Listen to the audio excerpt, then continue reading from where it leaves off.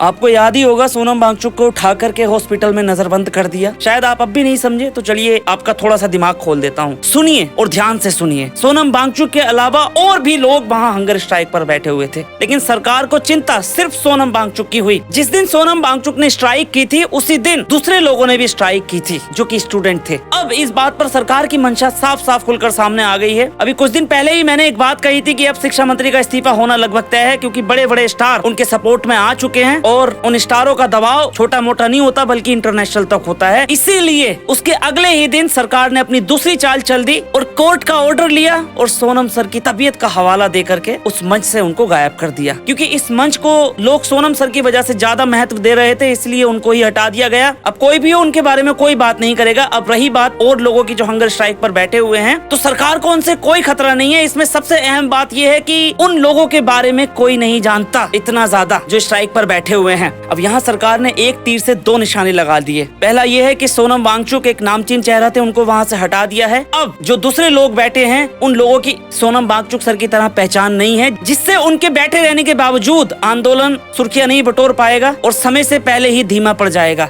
दूसरी सबसे बड़ी बात, अब सरकार पर आंदोलन कुचलने का आरोप नहीं लगेगा, तानाशाही का आरोप नहीं लगेगा, क्योंकि वो कह देंगे कि भाई कोर्ट ने आदेश दिया और तबीयत खराब की वजह से हमें उनको हटाना पड़ा। सिर्फ मुख्य चेहरा हटाना सरकार को एक मजबूत कानूनी और मानवीय ढाल दे रहा है, जिससे सरकार गुस्से से बच जाएगी और जो आंदोलन की नींव है वो कमजोर पड़ जाएगी। और ये फैक्ट है। अभी आपको भीड़ लग रही होगी, लेकिन अब धीरे धीरे वो भीड़ खुद ही कम हो जाएगी। आज 20 तारीख है, पैदल मार्च, इसके बाद बहुत कुछ बदलने वाला है। देखते हैं। जय हिंद।